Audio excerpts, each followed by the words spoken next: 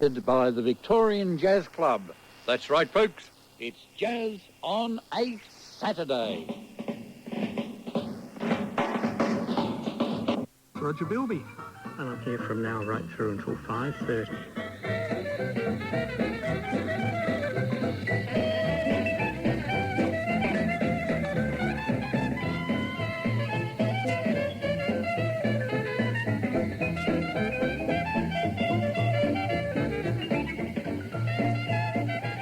And let's get today's Jazz on a Saturday off to a bright start. Here's Tom Baker and his San Francisco Jazz Band and the Cushion Foot Stomp.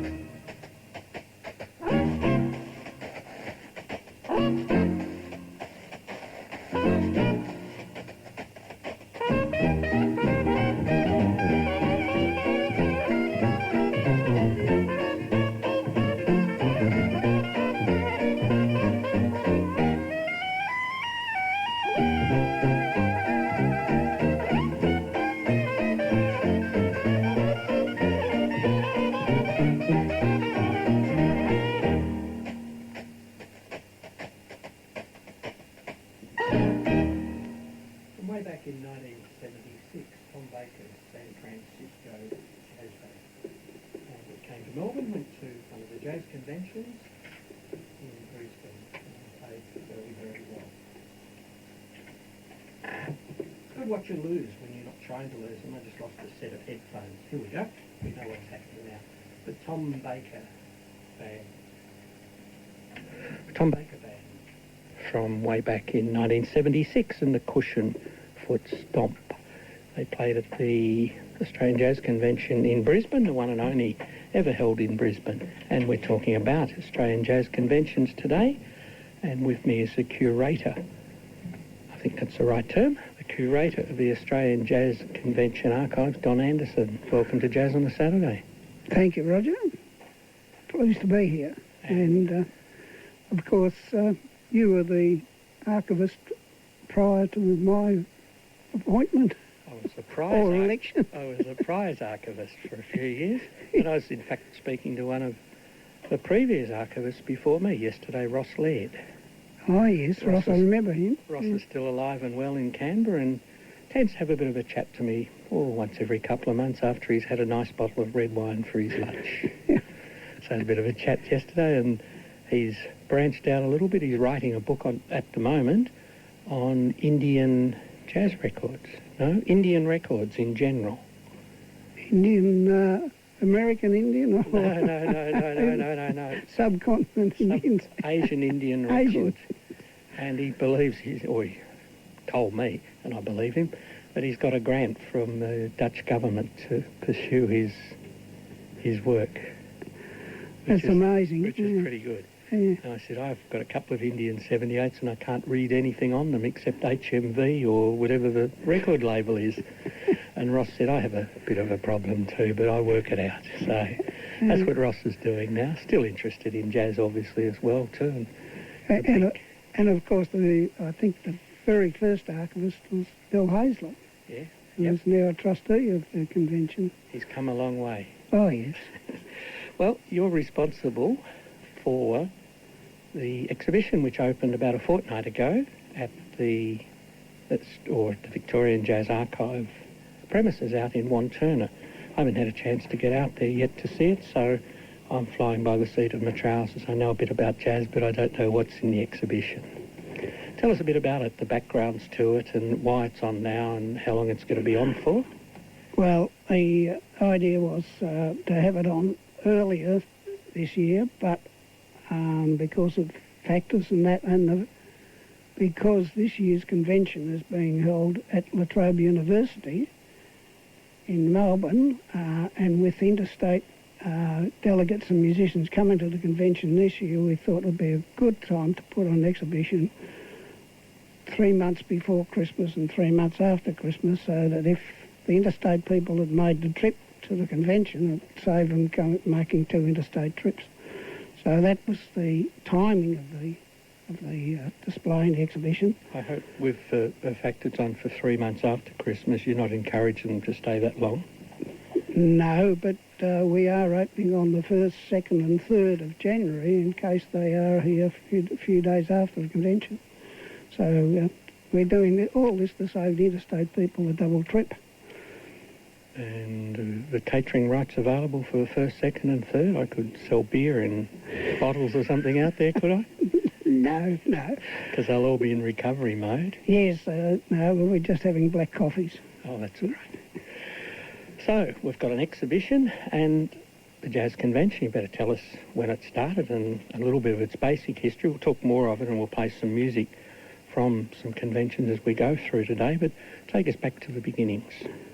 Well, the very first convention, it's pretty well documented. It started in December the 26th, 1946, after the Second World War. The first written mention of it at all was in a letter from Abe Monsborough to a Melbourne record collector, Ian Turner. His name is C. Ian Turner. And in that, Abe had talked about swapping records, 4 pages about records, but within that he said, after the war I've got a great plan for a convention in Melbourne, the first in history. So that's where it sort of was put down in writing. They had discussed it in the interim until 46, and Graham Bell always, in his writings, always mentioned that Abe was the one, it was Abe's idea, so we're featuring the letter out there, the original letter. But knowing Abe, the idea would be fine, but the workings of would be done by somebody else.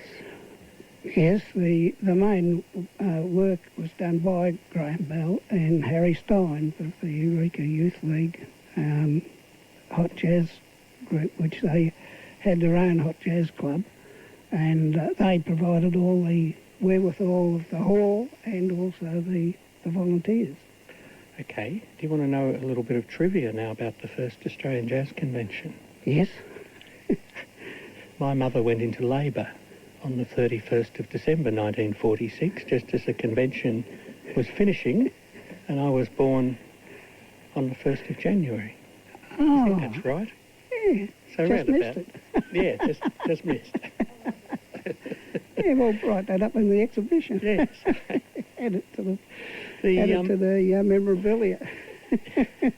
it's a lot easier now to collect the music of the jazz convention because of the advent of DVD burners, video cameras, digital cameras and all. But to find material from the first Australian Jazz Convention, recorded material from there, I thought we would never see any of it in our lives. But Now, see, we knew from photographs and from articles that the ABC did record, and also the publican of the hotel across the road had a recording machine which recorded straight to acetate disc. And we've got no idea what happened to them, just about all of these things. But one thing that also did happen at the first jazz convention was that the ABC, as well as recording on site, took Yes. bands to the studio and recorded them in the studio. Yes. And back last year, the year before, the Victorian Jazz Archives issued a CD. And on that there's 3 tracks recorded during the 1946 Jazz Convention. And I thought we might feature one of them. What do you think? Well, that'd be a great idea, Roger. This is Graham Bell's band from the 28th of the 12th, 1946, and it should be the Darktown Strutters Ball. Great.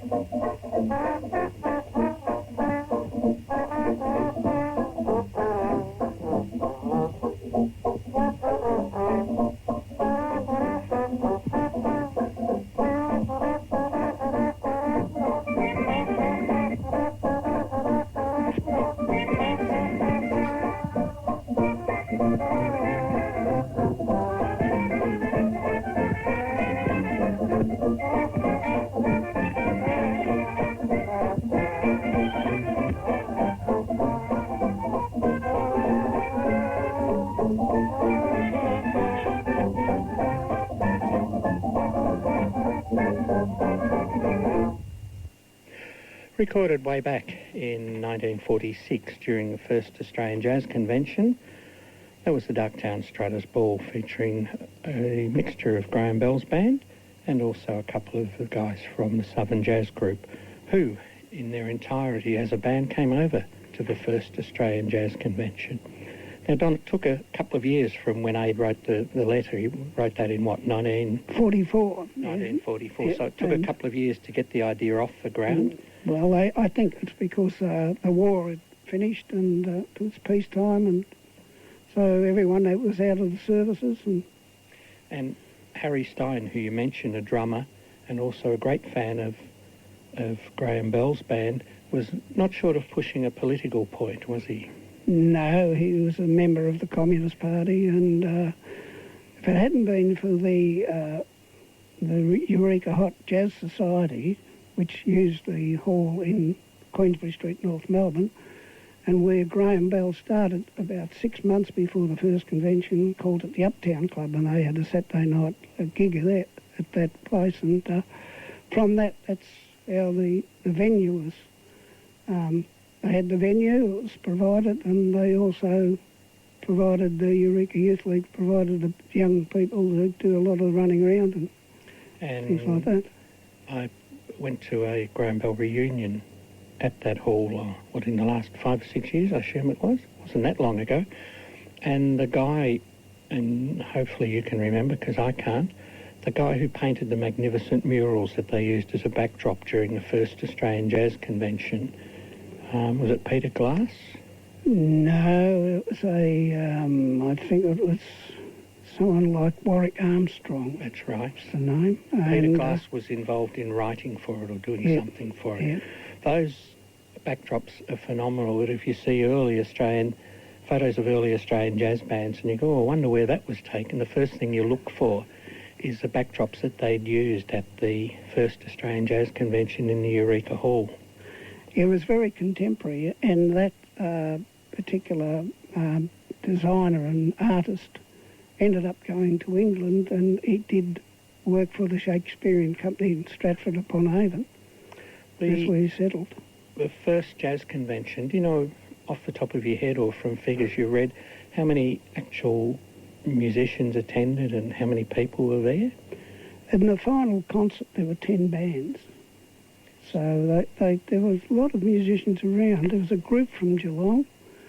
It was the Geelong Jazz Lovers Society, and there were musicians around, Tony Newstead and a lot of others that had come together at the convention, and I think they were very surprised at how many others were on the same lines, doing the same thing and playing traditional jazz.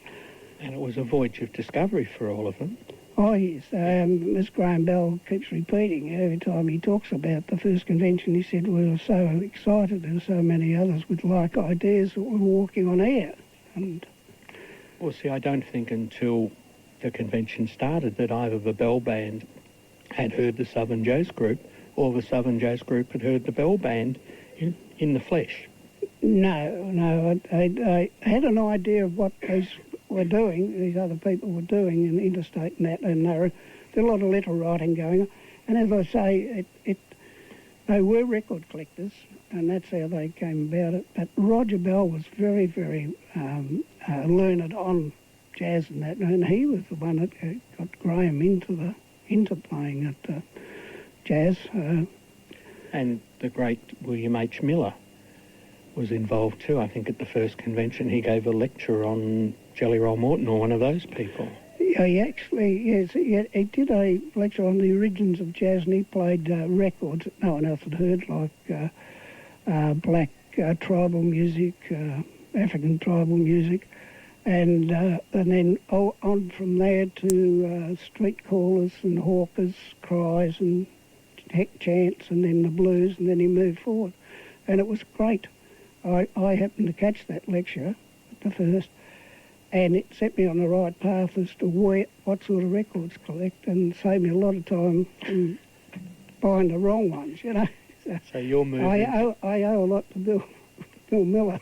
You didn't get into it like I did by reading the back cover of a record that said, oh, I was influenced by so-and-so, and I'd try and buy a record of so-and-so, and at times they were pretty crummy, some of the people that they'd listened to and sort of learned from. And I wished at that stage, well, when you came into the studio, John Thompson was in here, and my generation growing up in the 60s were hell-bent every Saturday listening to John Thompson and Ron Halstead on 3CS in Colac, where they played music you wouldn't hear anywhere else. And I've still got a couple of notebooks at home where I wrote down religiously what John had played on his show for a particular date. I wouldn't like to back the spelling on most of the things, but I can still understand it. But Big Spiderbeck didn't look too much like Big Spiderbeck many years on. There was an X and a Beck there, but the rest didn't make a lot of sense. So we had the first convention, a success? Yes, they didn't expect there would be a second one when they started, but it was so successful and everyone was so elated about the whole thing that it sort of just, the following on, that next year they thought, well, there will be another one, possibly in Adelaide. Now, nothing happened. And, of course, it stayed in Melbourne. The Bell Band toured that year, the next year in 47. They went to Prague and played at a communist big youth rally and festival. And they made great impressions on the Czechoslovakian people. They really did. So what did that second convention... organisation obviously didn't start on the 1st of January for it. No, it didn't start till quite late in the year? No, in those days they don't start late in the year. For some reason there was a little bit of a falling out with the Eureka Youth League, so they weren't allowed to use the hall again, and they used New Theatre, which was owned by the Communist Party anyway, in Flinders Street, and so they used that, and they also had lunchtime concerts at the New Theatre. So the second convention, they'd moved from the far left to the middle left in their political persuasion. Yeah, so they sort of, they weren't, the musicians weren't involved in the politics. They just played the music, and that's, if it was a hall and the people came, well, they were quite happy to play. And, that's... people thought that, they were all left-wing. Some of them were, but a lot of them weren't. But the interesting bit too that I've got somewhere implanted in my mind full of trivia that I've got there, that two of the people who were behind the management of the New Theatre were Frank Johnson's father and Jeff Kitchen's father, both of whom were fairly embedded in the trade union movement in Melbourne in the 40s. Yes, they were, but in the second convention, it was Frank Johnson was the moving force, and he was only young then still, but he and Kitchen, and they were the ones that did the organisation and got the bands together again, which were pretty similar to the groups that they had at the first convention. And I think one of the things that they did at the second convention, which I would have loved to have seen, and you probably had the privilege of seeing it, was the car parade to go and play outside the newspaper offices so they could have their photos taken and the convention was publicised. I think the first time they did that was at the second. Yes, that's right. There was no street parade at the first, and the idea of having cars, and they were big old-fashioned open touring cars, and they got half a dozen or a dozen people on them. How they got so many people on them playing instruments is a miracle. How they didn't get booked or break the laws of insurance, you don't know either, do you? No, well, in those days things weren't as restricted as they are today. And of course they pulled up outside the Herald and Sun office, and of course the people came out, the cameramen came out, took photos, and the publicity was there. Marvellous, free publicity. Typical of Jono. On today's Jazz on the Saturday, my guest, Don Anderson. Don's the curator of the Australian Jazz Convention Archives, who have a display on the history of Australian jazz conventions on currently at the Victorian Jazz Archive, which is in Wantirna. We'll give you all those details in a minute or two. But we'd better play another track of music, and we'd better after that tell you what's happening at the Victorian Jazz Club. We'll stay with the first Australian Jazz Convention and play the other side of the acetate we featured a minute ago. We heard Darktown Strutters Ball, this time from the 28th of the 12th, 1946. This is another well-known blues. It's called Canal Street.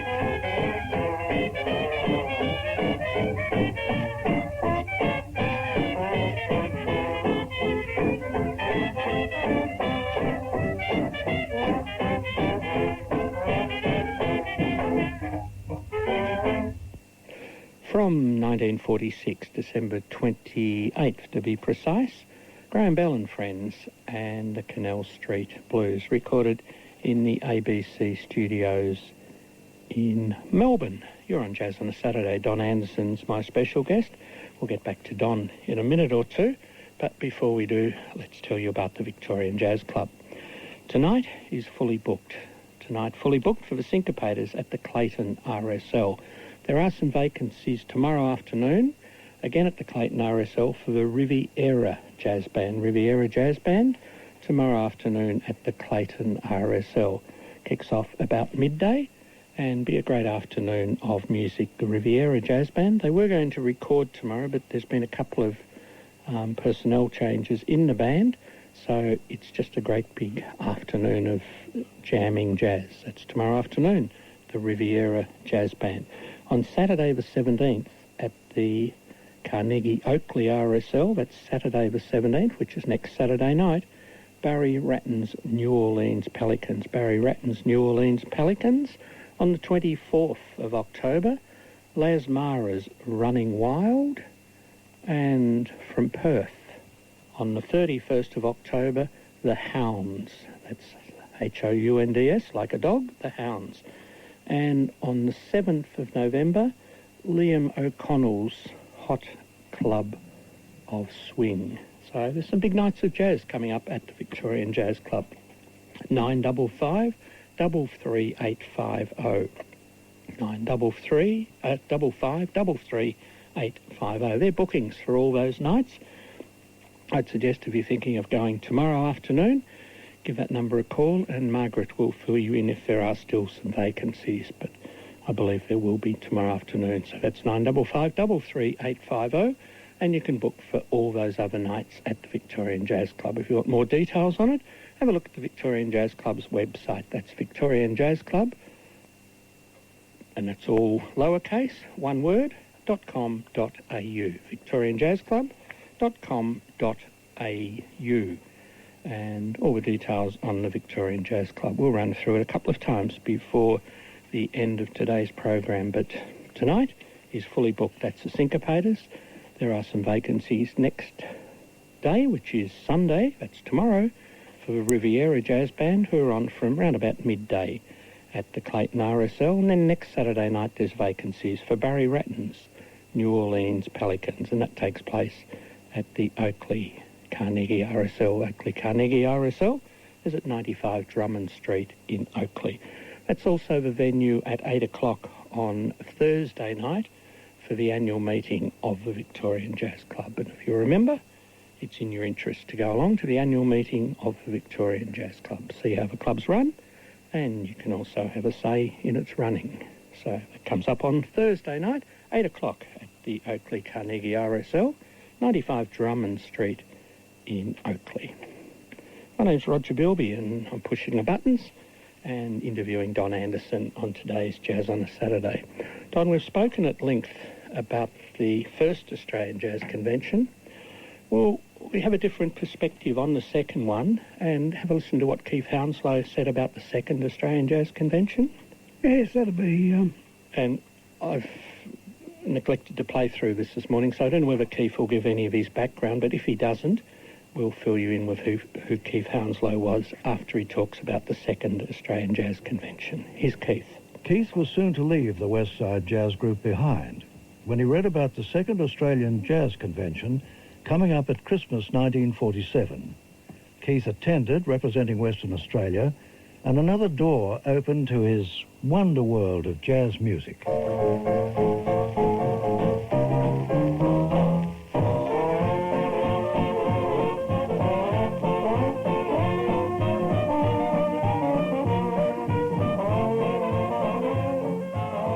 That was Keith playing with some of his newfound friends. Walker Dyer on trombone, Jeff Kitchen clarinet, Ken Evans on second trumpet, Ian Burns piano, Jack Connolly banjo, and Wes Brown drums, recorded in Melbourne on December the 30th, 1947, just a few days after his arrival from Perth on Christmas Day. Even to this day, I can recall vividly the state of euphoria I went into after meeting Frank Johnson and his other band members as I hit Melbourne hot off the Perth plane. The music we all started to make together had me walking 3 feet off the pavement with elation, and I stayed that way throughout the whole convention. It was extraordinary to think we all played the same exciting jazz, even though I'd been a continent apart. We knew the same tunes, quickly learnt by ear even more, and just dug each other so much. Melbourne, that Christmas time in 1947, was the start of my jazz life. Now I'll set the scene at this stage with some of the names in and about Melbourne at this second jazz convention. The Bell Band was in Czechoslovakia, therefore the jazz fraternity at the second convention pretty much represented the entire number of musicians who were musically competent playing traditional jazz in Australia. There was the Southern Jazz Group led by Dave Dorwitz from South Australia. From Tasmania, Tom Pickering's Barrel House 4, a few individuals from Sydney, Ian Burns, John McCarthy, Ken Flannery, Jack Parks, Bob Cruikshank, also from Adelaide, and the second-line young jazzers in Melbourne, Frank Johnson, Jeff Kitchen, Warwick Wakadaya, Wes Brown, Jeff Bland and Bill Tope. From Geelong, Jack Connolly, Vern DeLeagy, Ken Evans and George Barbie.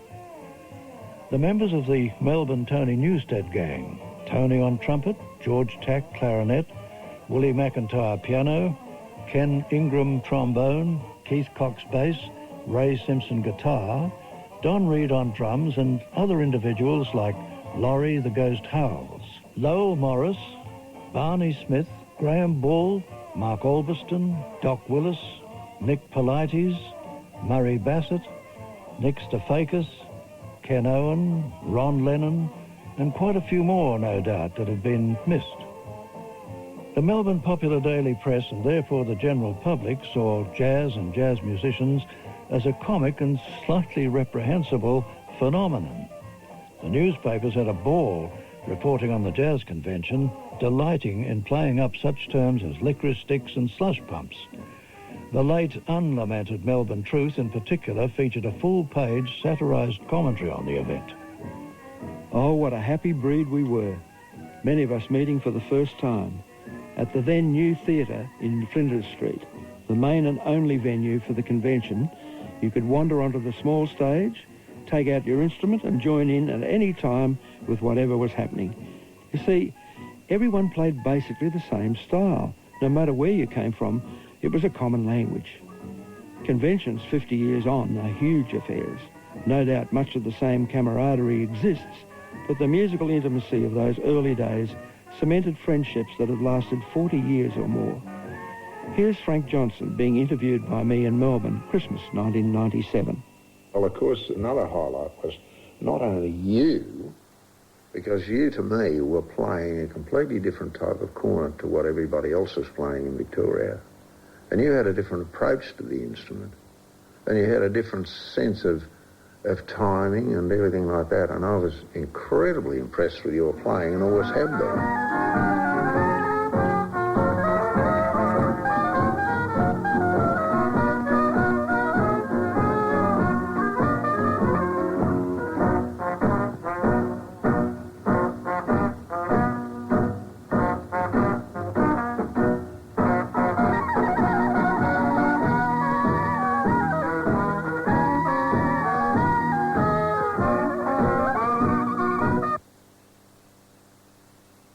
Well, that's Frank Johnson talking with Keith Hounslow, and the support on that was given by Ian Neal, who was well known on the ABC radio.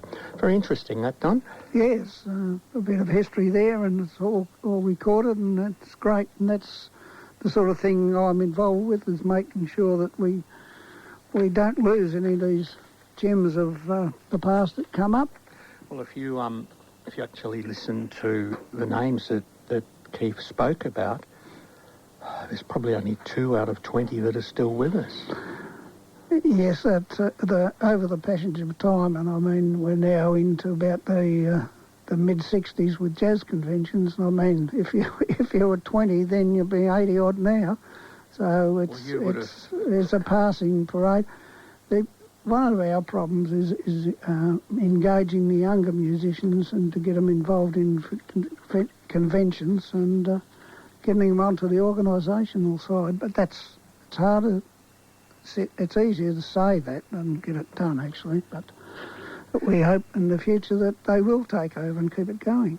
Well, you were obviously one of the younger ones at the first Australian Jazz Convention. You would have, been 17, 18? 17, yeah, just 17. You were dragged along by your older brother, though, weren't you? No.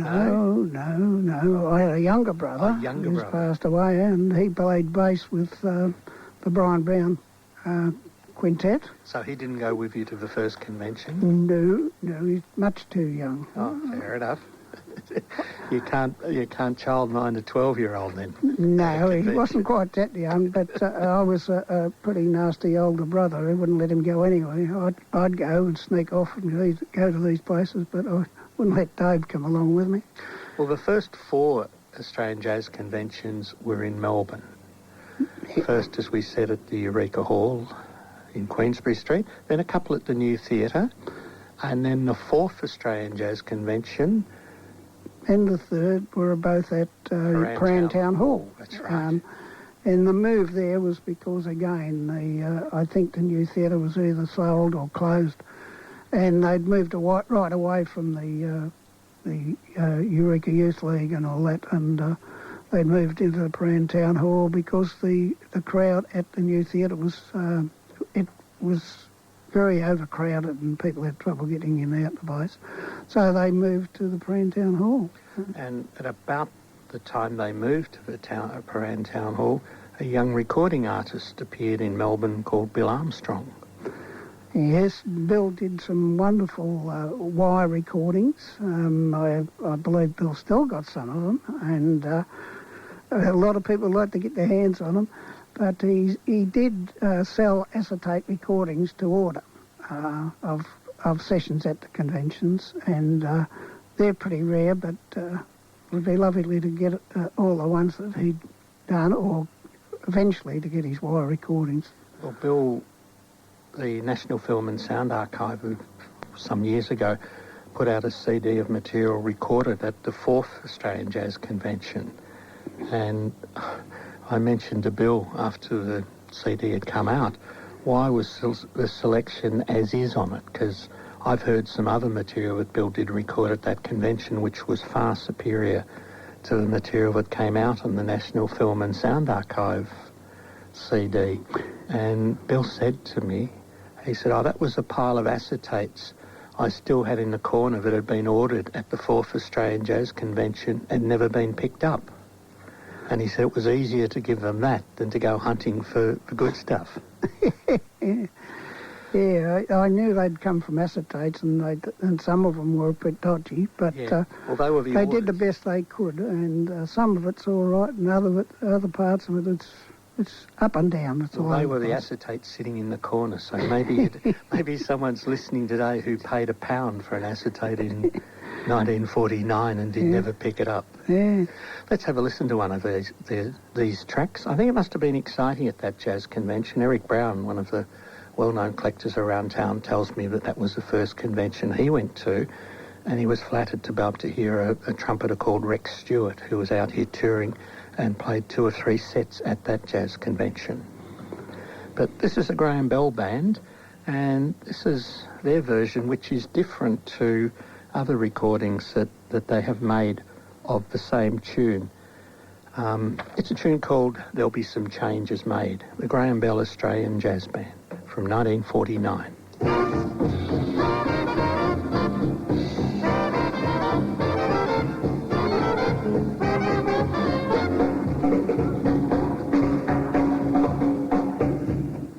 Change in the weather, change in the sea. From now on, there'll be a change in me. Walk will be different, talk and my name. Nothing about me's gonna be the same. Change long tall to a little short fat. Change the address where I'm stopping at. Nobody wants you when you're old and gray. There'll be some changes made today. There'll be some changes made.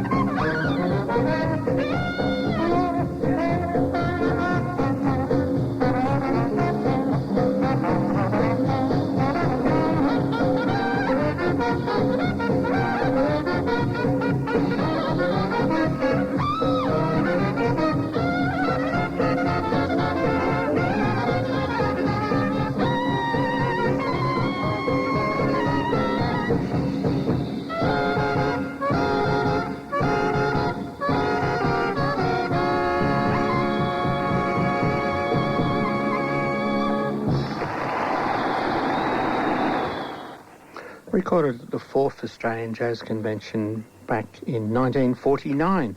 Graham Bell's Australian Jazz Band with 3 very fine trumpet players, Roger Bell, Rex Stewart and Keith Hounslow. There'll be some changes made and a different arrangement to what was recorded by that band, or by Graham's band, at round about that same time, 1949. So the first convention's done. We've skipped through to number 4. We're all, as we said, held in Melbourne. Mm-hmm. And from the music that I've been able to track down and what you've got at the archives is inspiring. It's hot, isn't it? The band has a dip at the tunes. Yes, they... see, in the earlier days, there wasn't a proliferation of recorded music. Nowadays you get a CD with 20-odd tracks. Those days you had a 78 with 2 sides, of course, and 2 tunes, and they used to play them over and over. And they got the feel of jazz through listening to it, and seriously listening to it. And then they were competent enough to go their own way, play their own thing, but they had that fire that the early traditional jazz people did have. And later on, of course, it's all right being taught jazz or taught your instrument correctly by a professional person. It's based on music, but it's improvisation by the individual soloists, and that's something I think is lacking in later years.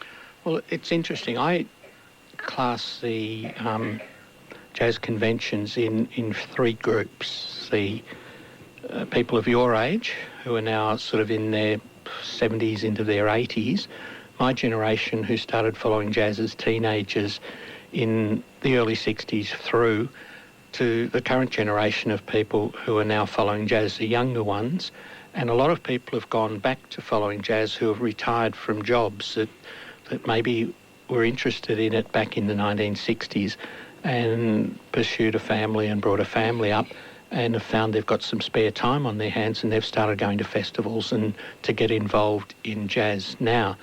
But they're sort of an odd generation. There's the 3 generations. There's sort of the Stephen Grant, Simon Stribling generation. There's the 60s generation, and there's your generation. And each of those new generations brought something exciting to jazz. When I first went to conventions in the 60s, I was just completely knocked out by bands like Jeff Bull's band, the Yarras, the Onions, Melbourne Dixieland Band. I was also knocked out by various overseas artists who I heard at jazz conventions.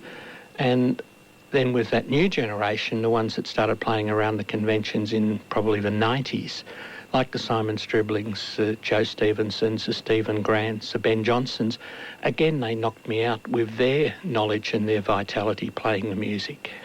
Mm-hmm. Do you agree with that? Oh, yes. It's each way, but I believe there is a gap.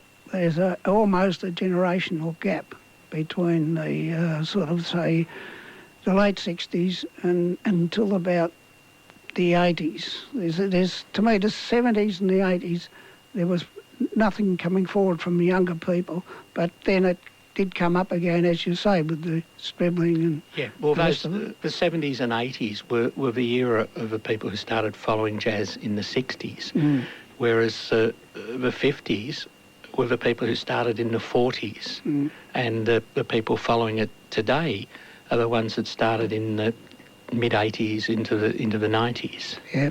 So I think it's a 3-tiered situation, really, and each of the good musicians from those eras are sensational musicians. Yeah. You see, at the earlier days of the convention, once a year there was a big jazz convention, and that was it. Festivals didn't start coming into it until about, around about, I'd say, just before the 35th convention, which was the first at Dubbo. Now, at Dubbo, they had nearly 2,000 people in a country town, and that was a huge, huge success only by the number of people. And but within a few years, a lot of those people that came to those country ones were festival people, because festivals are starting to boom, and by about the 37th convention, even the first Geelong convention, and just after that there was about 40 festivals, which, say, is 52 weeks in a year, 40 festivals, and the calendar's starting to become filled up with festivals. And a lot of festival people now go to conventions, but they don't understand the original concept of a convention. It's for the musicians and the people that come along, delegates, call them what you like. The ones that pay the money to listen are there purely to support the running of the convention and the hiring of the halls, the amplification, all the equipment and stuff. It's only to balance the books, really. I must plead guilty on one count in all that too, Don. I was selling funny hats at the Geelong Jazz Festival in the 60s. Did you start the jazz festival? In Geelong, another guilty thing in my life, Don. I was involved on the first committee in Geelong that started the Geelong Jazz Festivals, yeah. Yeah, I remember those. And I think at that stage the only other jazz festival going that we knew about was one at Ararat. And it was from going to an Ararat festival that on the way back to Geelong in the car that the 3 or 4 of us looked at each other and said, gee, if we couldn't do better than these guys, we wouldn't be bothered with jazz. So we went back to Geelong and hired a hall, and we had 6 or 7 Geelong Jazz Festivals. Yeah. So I'm guilty on that cause of turning festivals into spreading the word. into opposition to jazz conventions. Now, the 5th jazz convention went to Sydney. Was there a reason? Did the Melbourne people get sick of running them? I believe that the Melbourne people thought they'd done enough, and the Sydney people had to come to there were only very few came to the first convention, but a few more came to the 3rd and 4th, and some of those were dead keen jazz followers and organisers, and they decided to run one in Sydney, and that was at the Ashfield Town Hall in Sydney. Now, the 5th convention was the first convention to have a marching street parade, an on-foot street parade as against these jazz wagons, as they used to call the open touring cars, with musicians playing, sitting in the cars, open cars. So, and they marched from the Ashfield railway station to the town hall along the Hume Highway. You couldn't do that today. So, you know, times have changed, and that was in 1950, and then it went to Adelaide the year after that. So then you got a pattern of Melbourne, Sydney, Adelaide, and those 3 main jazz cities in Australia looked after the conventions for the next few years. The one exception, of course, was Hobart, which the 7th convention in Melbourne, everyone said, oh, it'd be good to go to Hobart because their musicians always come over and support us. And then about just before it was on, people were saying, well, it's not on, we haven't heard anything, so it's been cancelled. And a lot of people thought that it wasn't being held, but it was. And one band travelled all the way from a country town in New South Wales, Cootamundra. The Cootamundra Jazz Band, total band, went down to Hobart for that 8th convention. There was, 6 or 7 of them and about 2 people from Melbourne. Yes, about maybe half a dozen at the most. And, you know, it just shows you they were caught a bit unawares. I don't think they got any support from Melbourne. After Melbourne people suggested they should have one, they didn't give me any support at all, which was a bit sad. Let's feature some more music. We'll got another track lined up from the 4th Australian Jazz Convention, which again features Rex Stewart. Recorded during the 4th Australian Jazz Convention by Bill Armstrong, issued on the National Film and Sound Archive CD called Jazz Notes. This is When I Take My Sugar to Tea.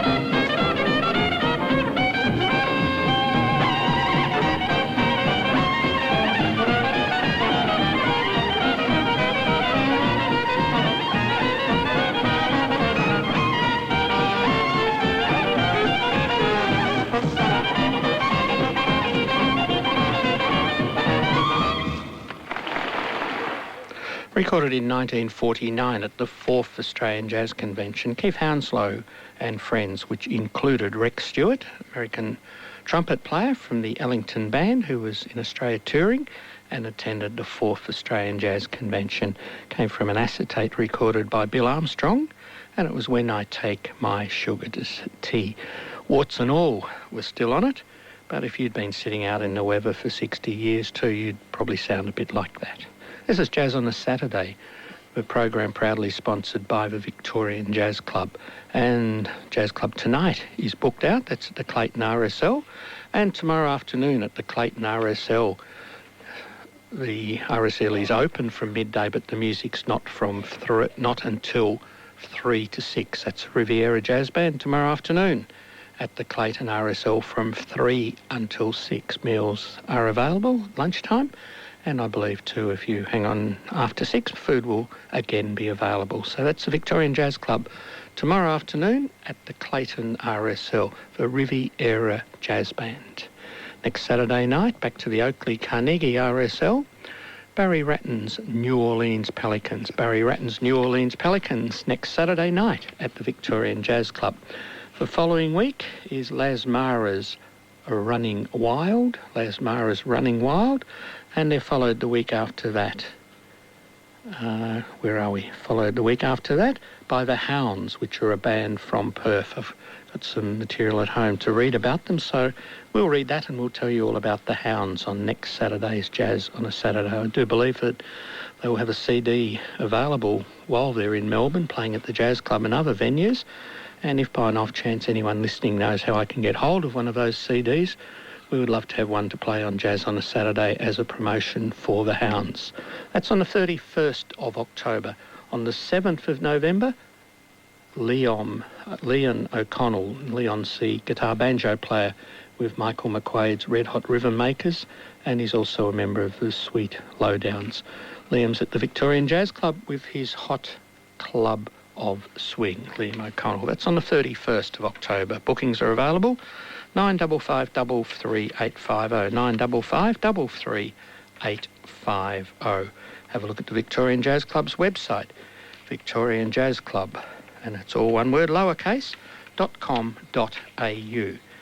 Bookings for the Victorian Jazz Club. Don't forget to another reminder about the Victorian Jazz Club's annual meeting coming up this Thursday evening at the Oakley Carnegie RSL, and that kicks off at round about 8 o'clock.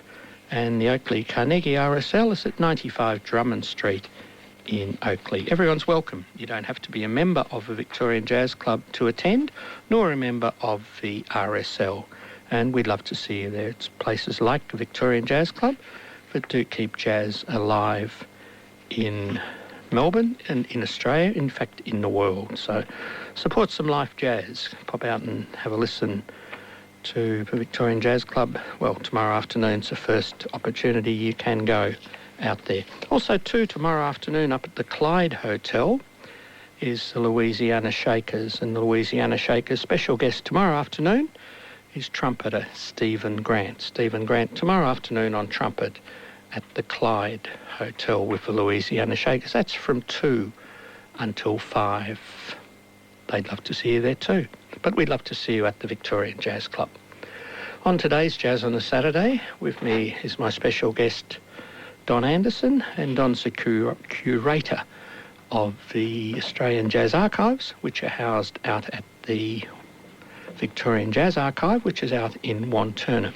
Now, Don, we've talked about the exhibition, and before we all of a sudden our producer says, hey, it's time to say goodbye and go, we'd better tell them when they can go and look at the Archives exhibition and what they can expect to see, and then we'll do a bit more on the history of the Jazz Convention.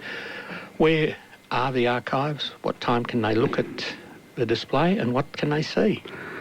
The archives are out at Wantirna, and they're off Mountain Highway and near the corner of the Burwood Highway, and opposite the building that used to be the Nutramedics building. They've moved out, and it's very close to the new Eastlink freeway, tollway. And it's open Tuesdays and Fridays for the public from 10 till 3, and over the convention period, if people are attending the Australian Jazz Convention out at La Trobe University, there will be buses. One day there will be buses going out there from the convention site and returning later, so that people can be transported out there by bus rather than them getting in their car or trying to get out there by public transport. So that's a special day during the convention for viewing the exhibition. Will there be a Saturday or Sunday viewing between now and the end of it in 6 months' time? It's a good question, there will isn't it? there will be after the convention. We're opening on the 1st, 2nd and 3rd, which I think is the Sunday, Monday, Tuesday. Is it? 1, 2, 3, 4. 1, 2, 3, 4. Okay. Oh, and sorry. Well, if you do decide to have a Saturday or Sunday opening, let me know and I'll tell our listeners. Okay. So now, what can they see? What can they see? Now, this exhibition is all my wife's work, Margaret Anderson. She's done the exhibition side, and I've been concentrating on preparing an exhibition booklet, which after about 4 drafts, finally she whipped into shape and corrected the spelling and the grammar. Because my writing is rather constipated, I'd say.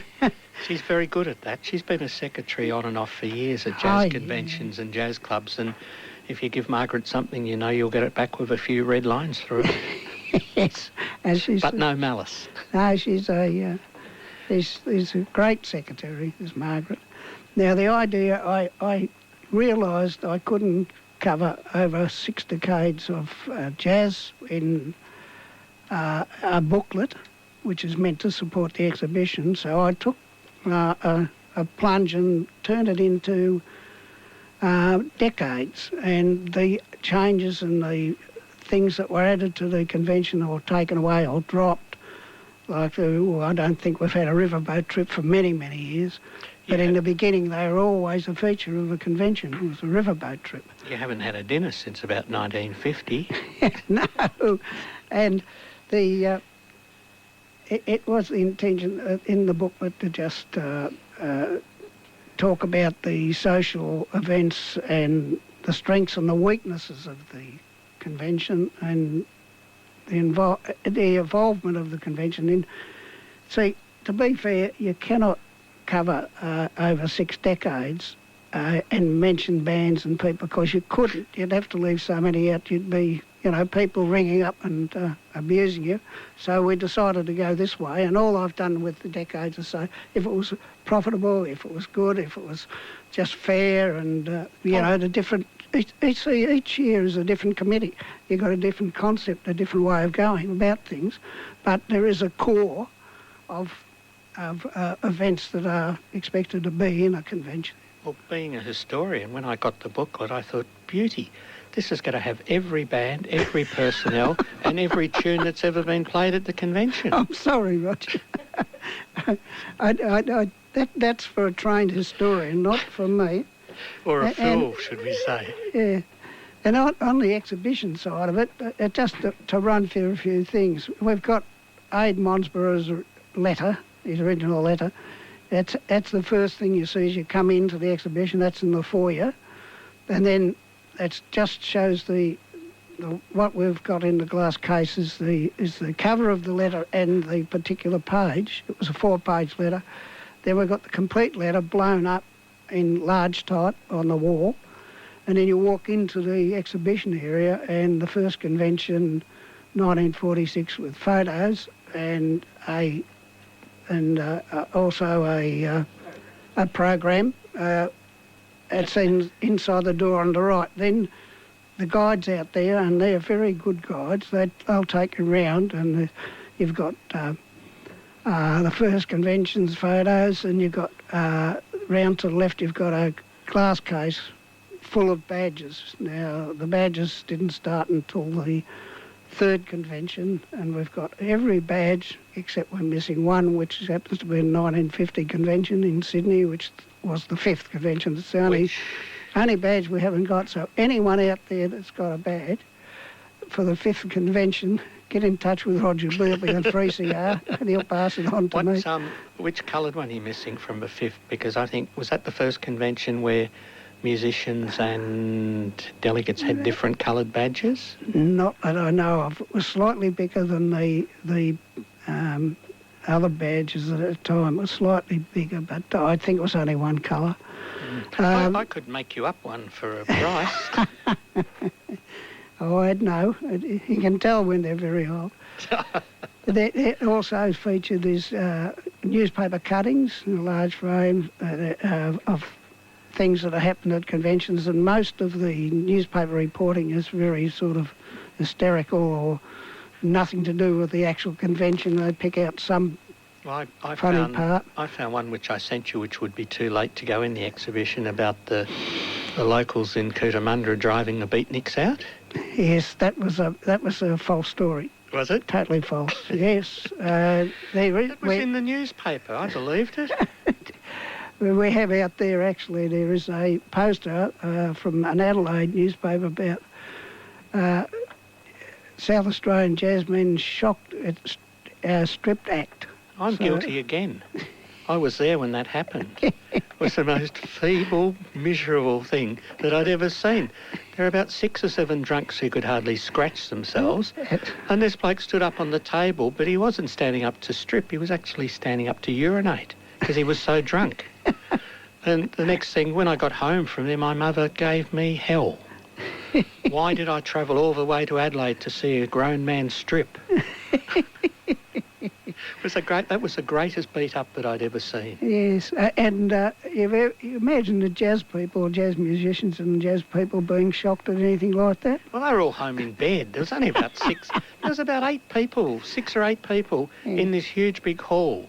Yeah, most jazz people I know wouldn't take any notice. No. We're too sophisticated for that. Oh. Maybe. Then there's characters and colours, different photos of different people that have been characters throughout the years of the conventions, and a bit of colour into the convention. Lou Silbereisen's original recording brass B-flat tuba is a feature out there, and we know that's the one he had in the original bell band.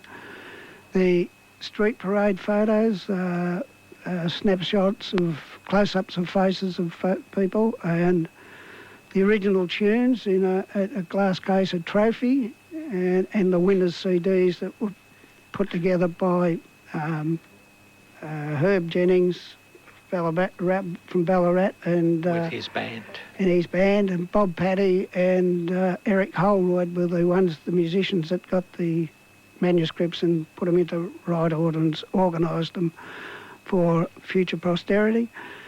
Did you track down the Mallee route? No. One of the original tune prior, one of the trophies back in the 60s? Yes. Was a polished Mallee route. That's right. You remember that? With a handle on it. Yeah. Yeah. I don't know what happened to it. I forget who I last saw carrying it out of a hall. But so I think someone probably took it home and used it on a cold winter's night for in the fire. It was a work of art. Oh, yeah. And it is the the programs from the first right through. We've got every program of every convention, which is a bit of a miracle, and it's in a glass case with 3 shelves, and they're all set out there, and there's a space left for the one for this year, the 64th. There's acetates recording and CDs just showing an acetate recording from the 4th convention of Tony Newstead. Now we've got 3 acetates out there, and they're Tony Newstead's bands and other bands as well. From the 4th, now Roger played earlier a couple of things from the 4th convention. These are the acetates that Bill Armstrong had done on wire recording, and had done them for John Rippon. And John Rippon passed them on to another person who's sent them back to the archives. So we've got those, and of course we've got the CD that you'd played before, Jazz Notes it was called, because that is a featuring the same band and the same time.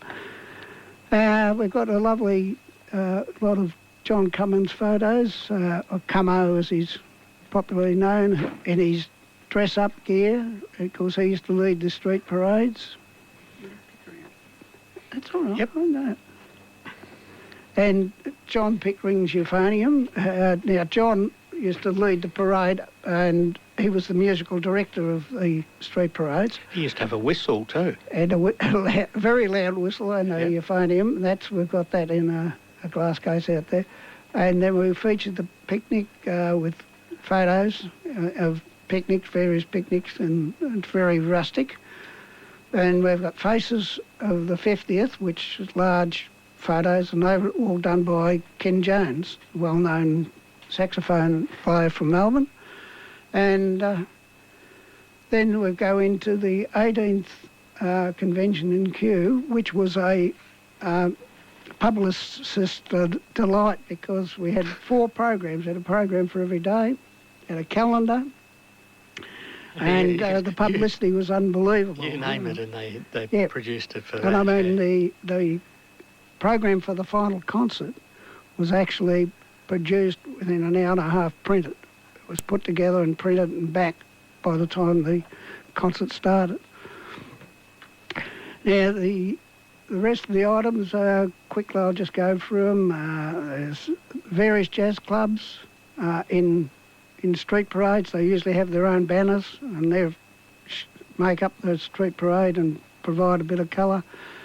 A selection of T-shirts, from different convention in different states. Are there any XL ones? Because a couple of mine are worn out. Could I come out and trade? Yes. Well, tell you what, we got more than we can display.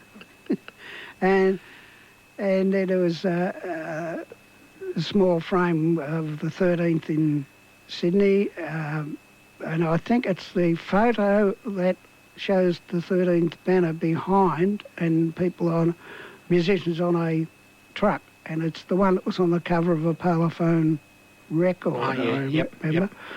And also one of the 5th in Sydney, and a small frame, and that's the one with Tony Newstead in it, playing at the Trocadero. Their final night was a dance and concert together at the Sydney Trocadero. The 29th in Croydon is a couple of characters there, myself and the late Sam Meakin. And then we move on to a snapshot of different players in bands, close-ups rather than long-distance shots of bands. And we've got posters and banners all around the room and outside the glass cases. We've got the 41st convention in Adelaide, where we've got a beer carton. It's empty now, but it's a beer carton with the logo on the beer carton. It was produced by West End Breweries. I won't ask and when you got it, was it full?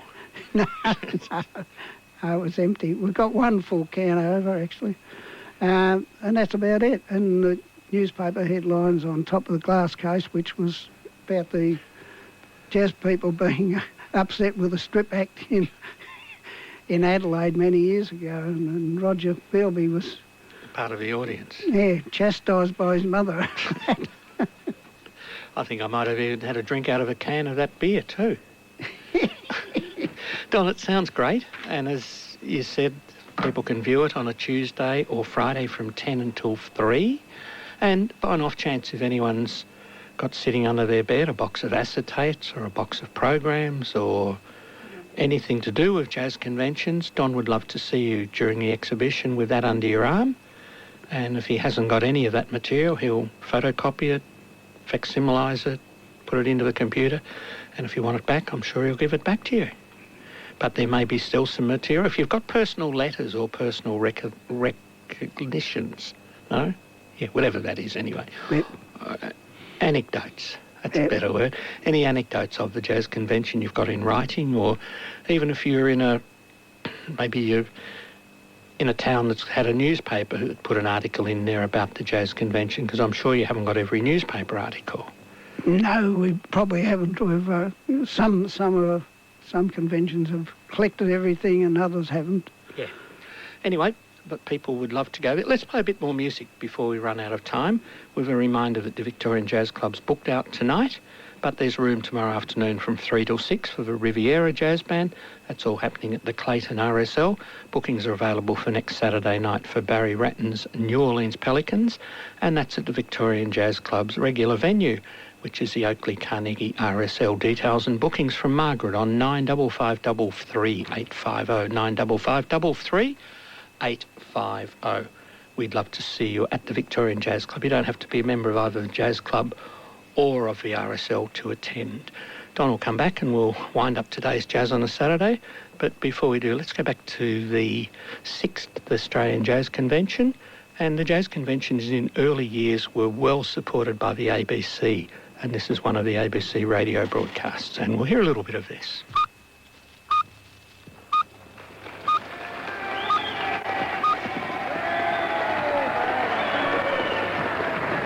Hello, everybody. Well, as tonight is a very special occasion, as time is on the wing, we've dispensed with our usual theme.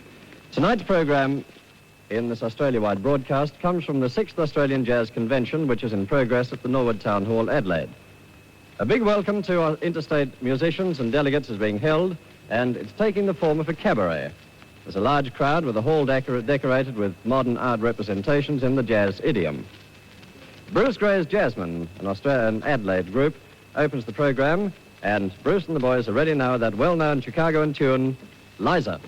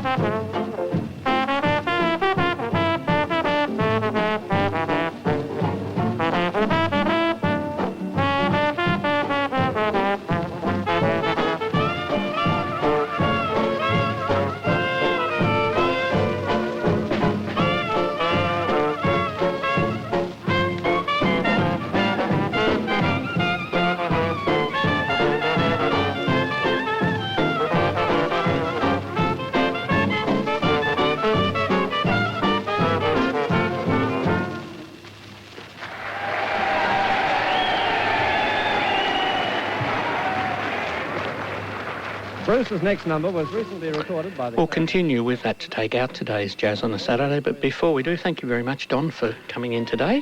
Thank you for having us, Roger, and we've had many associations over the years, and I can remember the 29th convention, Roger was our treasurer, and Did a good that job. was a wonderful, and he did a great job, and it was a wonderful convention held at a hotel motel out at Croydon. We could let them all into a little secret about that, which no one would know, that it was the money from out of your pocket and my pocket that paid the money that was needed for Clark's Terry to come out, because he refused to travel economy and wanted to come business, and we had to pay on the spot. Yes. So we both rallied down to the bank and raided our own bank accounts to bring Clark Terry here. Yeah. But that's something that people don't really need to know. But it's been great having you in here, Don, and Jazz on a Saturday, over its history, has supported the Australian Jazz Convention movement, and we put on today's special show on jazz conventions so that we could pass that message on to those who listen. We've done a lot of talking, but I think it's been interesting, and we've also played a lot of music. And thank you, Don. We'll catch Thank you, again. Roger. Thank you very This much. has been Jazz on a Saturday. Don't forget the Victorian Jazz Club tonight is booked out, but tomorrow from 3 until 6, with the doors opening round about midday at the Clayton R.S. Elba Riviera Jazz Band. Next Saturday night is Barry Ratton's New Orleans Pelicans. Bookings and information on the Jazz Club, 955 33850, 955 33850, or Victorian Jazz Club in a lowercase.com.au. And you can view the exhibition, the Australian Jazz Convention exhibition, at the Victorian Jazz Archive on a Tuesday or Friday from 10 until 3. Jazz on a Saturday will be back on air next Saturday at 4 o'clock. Thanks for listening.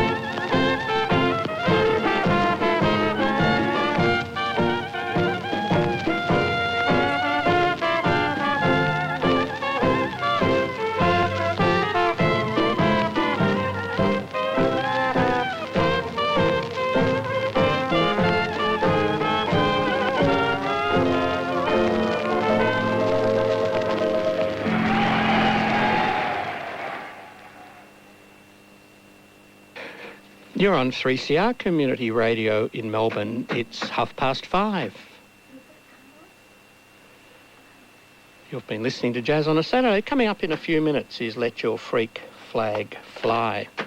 And don't forget, as I said, Jazz on a Saturday. We'll be back next Saturday at 4 o'clock.